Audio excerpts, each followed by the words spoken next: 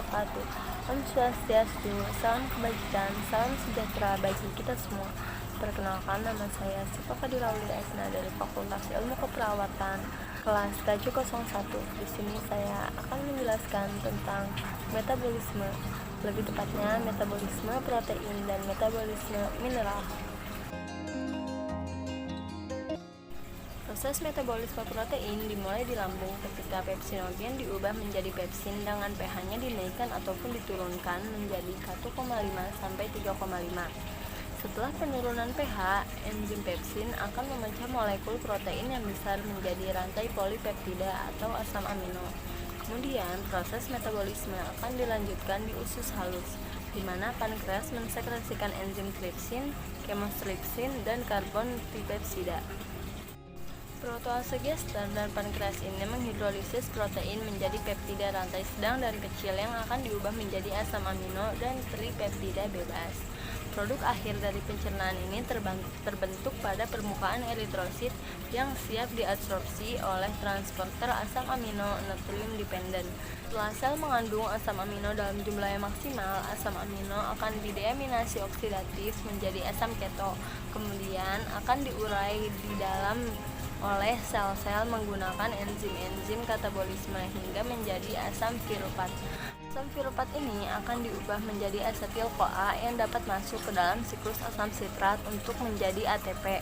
ATP ini akan dilepaskan ke dalam aliran darah dan diambil oleh adiposit lalu diubah kemudian disimpan menjadi lemak.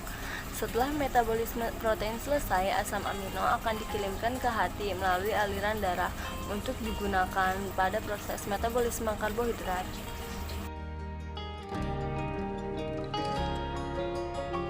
Selanjutnya saya akan menjelaskan tentang metabolisme mineral.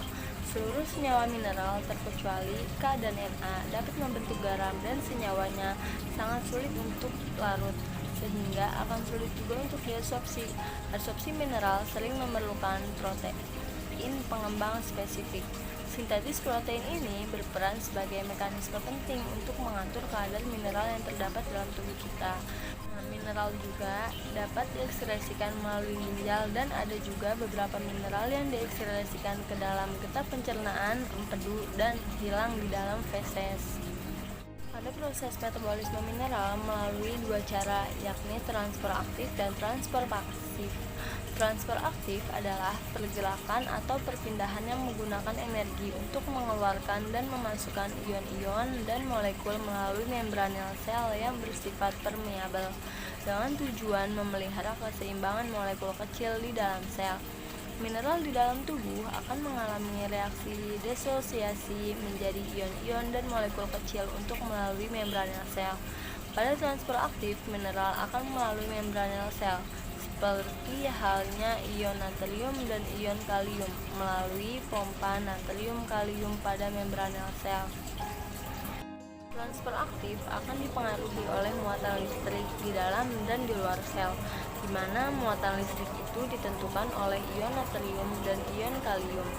Keluar masuknya ion natrium dan ion kalium diatur oleh pompa natrium-kalium. Transfer aktif dapat berhenti jika sel didinginkan, mengalami keracunan ataupun kehabisan energi. Transfer aktif memerlukan molekul pengangkut berupa protein integral pada membran, di mana di dalam molekul ini terdapat situs pengikatan. Proses transfer aktif dimulai dengan pengambilan 3 ion Na dari dalam sel dan menempati situs pengikatan pada protein integral. Energi diperlukan untuk mengubah bentuk protein integral pada membran yang sebelumnya membuka ke arah ke dalam sel menjadi membuka ke bagian luar sel. Selanjutnya, ion Na terlepas dari situs pengikatan dan keluar dari protein integral menuju keluar sel.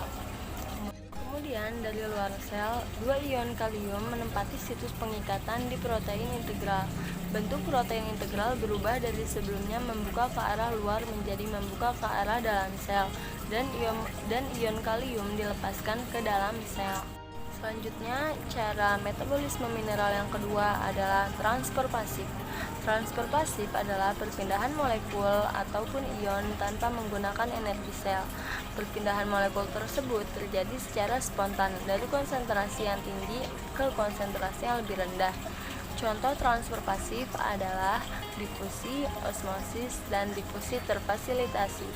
Difusi adalah penyebaran molekul dari zat yang memiliki konsentrasi tinggi ke zat yang memiliki konsentrasi yang lebih rendah tanpa menggunakan energi.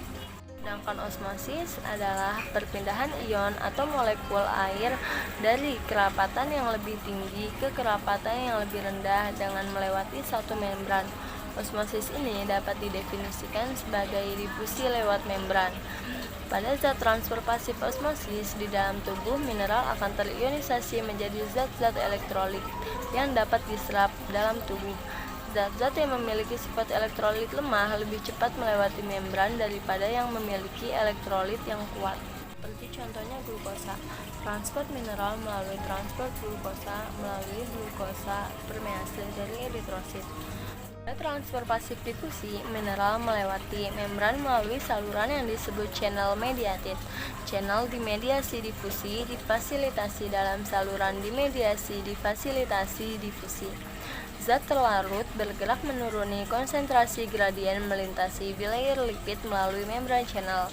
Sebagian besar saluran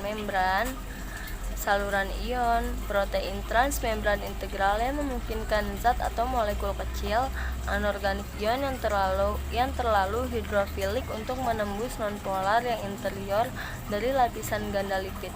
Setiap ion dapat menyebar di seluruh membran hanya pada situs tertentu. Sekian penjelasan dari saya mengenai metabolisme protein dan metabolisme mineral. Sekian dan terima kasih.